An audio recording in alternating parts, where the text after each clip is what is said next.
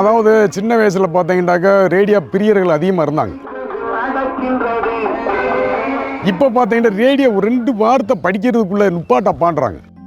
அந்த சவுண்டு எங்களுக்கு ஆசையாக இருக்குது கேட்குறதுக்கு. எங்களுக்கு கேட்குறதுக்கு ஆசையாக இருக்குது, மக்களுக்கு வெறுப்பாக இருக்குது.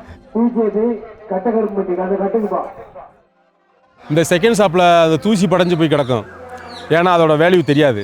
அதை யாராவது கலைப்பொருட்கள் மேலே ஆர்வமாக இருக்கவங்க எடுத்தாங்கன்னா அதை எடுத்து பாதுகாத்து அதை சரி பண்ணி அதுக்கு உயிர் கொடுத்து அந்த மாதிரி பாதுகாக்கப்பட்ட பொருட்கள் தான் எங்கள் பூராமே. மாபெரும் இசை போட்டி தற்பொழுது நடந்து கொண்டிருப்பதால் விழா கமிட்டியின் சார்பாக வருக வருக என அன்புடன் வரவேற்கின்றோம். என் பேர் வந்து மகேந்திரங்க. ஏன்டா இந்த மைக் செட்டுக்காரங்க மட்டும் ஏன் இந்த மாதிரி செய்கிறோம்டா, கொம்போடி குழாயை இதை ஒரு முக்கியத்துவம் வாய்ஞ்சது. அந்த காலத்தில் இதை வச்சு தான் மக்கள் ஒரு ரசனையாக கேட்டு ஓடிட்டு இருந்தாங்க. இப்போ வர வர இது இறைச்சல் அதிகமாக இருக்குது, அதனால் கோர்ட்டு நவன்றிச்சு தடை பண்ணிருச்சு. இந்த பொருளை பயன்படுத்துறது மாதிரியாக இருக்கணும், மக்களுக்கு எந்த ஒரு இடைஞ்சல் இருக்கக்கூடாது அப்படின்றதுக்காக ஒரு திருவிழா மாதிரி இசை திருவிழா, யார் நல்லா குவாலிட்டியாக போடுறாங்க, யார் சத்தமாக போடுறாங்க அப்படின்னு ஒரு நடுவரை நியமனம் பண்ணி வருஷத்துக்கு ஒரு 4 முறை 5 முறை இப்போ காட்டு பகுதியில் போய் வச்சு நடத்திட்டு இருக்கோம்.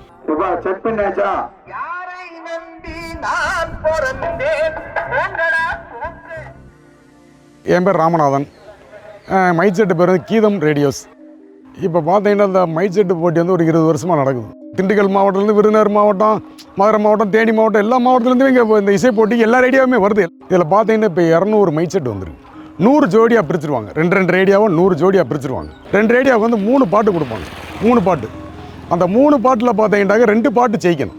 கிட்டத்தட்ட ஒரு 250 மீட்டருக்கு அங்கிட்ட ஒரு நடுவர் உட்காந்துருப்பார். அவருக்கு கேட்கணும் எந்த ரேடியோ சுத்தமாகவும் தெளிவாகவும் கேட்குதோ அந்த ரேடியோவுக்கு வெற்றி. இதில் ஃபஸ்ட் ரவுண்டு, செகண்ட் ரவுண்டு, ஒவ்வொரு ரவுண்டாக ஜெயிச்சுட்டு போகணும்.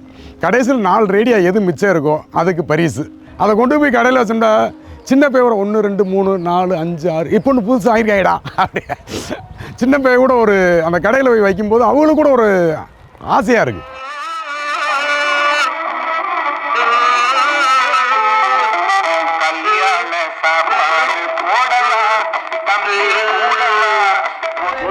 இரண்டு பாடல்கள் கல்யாண சாப்பாடு போடுவா என்ற பாடலுக்கு ஒரு பாயிண்ட் வாங்க முடியும்.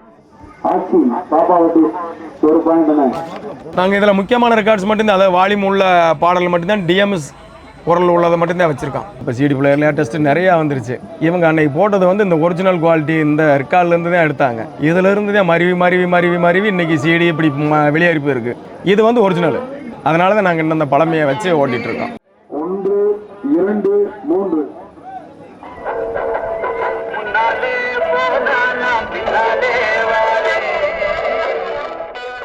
இன்றைக்கி நீங்கள் ஒரு பென் டிரைவில் பாட்டு ஏற்றணும்னா ஒரு 30 ரூபா 50 ரூபா கூட ஏற்றிக்கலாம், நீங்கள் பண்ணிக்கலாம்.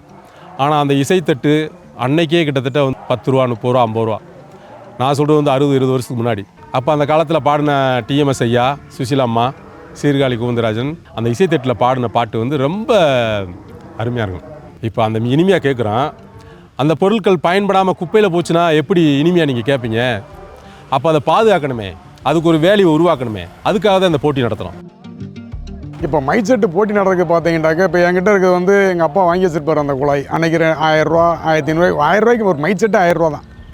இன்றைக்கி பார்த்தீங்கன்னா அந்த குழா மட்டும் 3 லட்ச ரூபாய்க்கு போகுது. இப்போ என் ரேடியோ குழா பரிசு வாங்கிருச்சுன்னு வச்சிங்களேன், ஃபஸ்ட்டு ப்ரைஸோ செகண்ட் ஏதோ பரிசு வாங்கிருச்சு வச்சிங்களேன், என் குழாய் 5 லட்ச ரூபாய்க்கு கேட்பாங்க. ஆனால் நம்மளுக்கு கொடுக்க மனசு வராது.